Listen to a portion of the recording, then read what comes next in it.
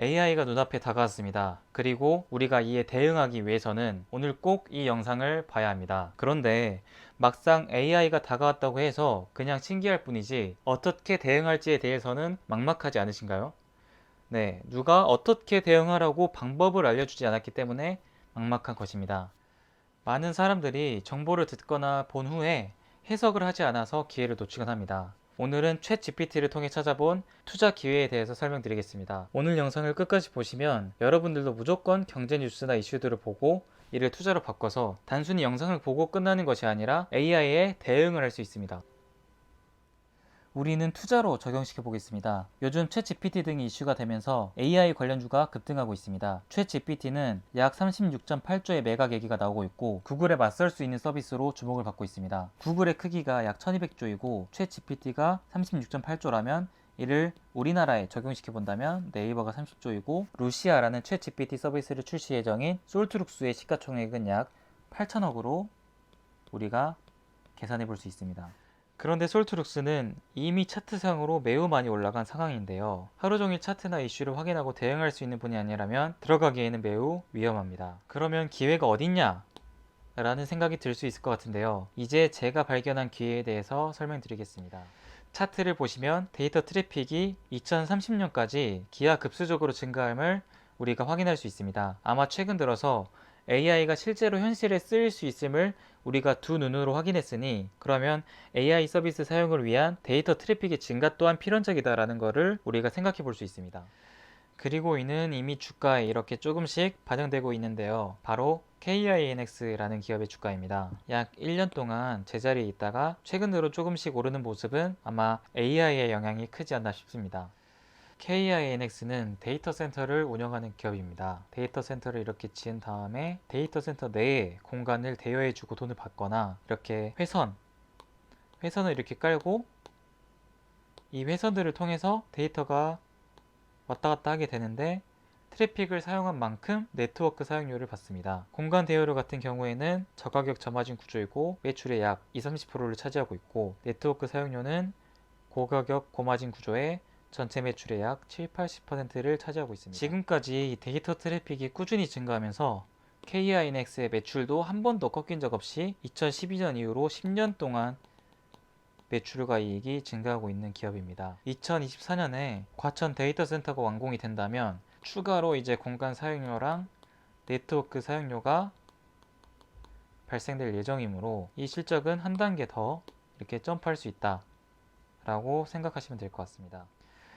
투자 포인트를 조금 더 자세하게 보면 과천에 증설을 하면 공간 사용료 매출 300억이랑 네트워크 사용료 매출 약 400억 이 두 개가 최소 발생할 것으로 예상이 되고 있다.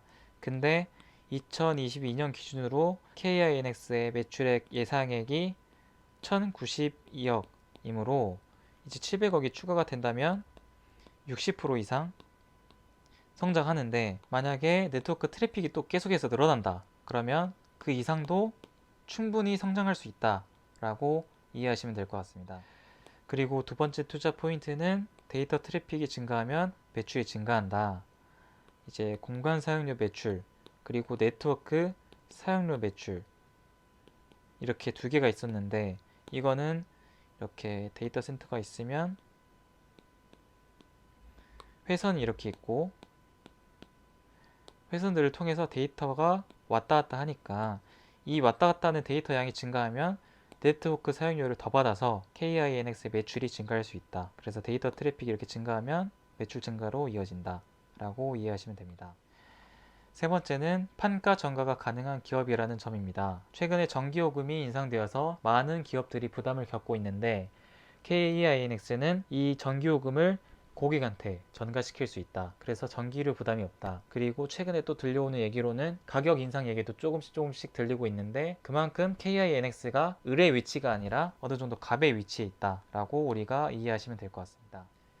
네 번째 투자 포인트는 네트워크 사용료. 그러니까 이렇게 데이터 센터가 있으면 이렇게 회선을 깔고 이 네트워크 사용하는 것까지 이게 고가격 고마진 구조라는 점인데 이 회선을 사용할 수 있게 하는 사업자가 우리나라의 KT랑 LG랑 SKT가 있는데 이 세 개 사업자만 해도 50% 이상의 시장 점유율을 가지고 있다. 그래서 원래 그냥 이 사람들이 고가격, 고마진 구조로 이 시장을 형성해 두었습니다. 따라서 KINX는 여기서 이렇게 왔다 갔다 하는 데이터 트래픽이 많아질수록 고가격, 고마진 매출이 늘어나니까 영업이익률이 좋아질 수 있는 상황에 놓여 있다 라고 이해하시면 될 것 같습니다.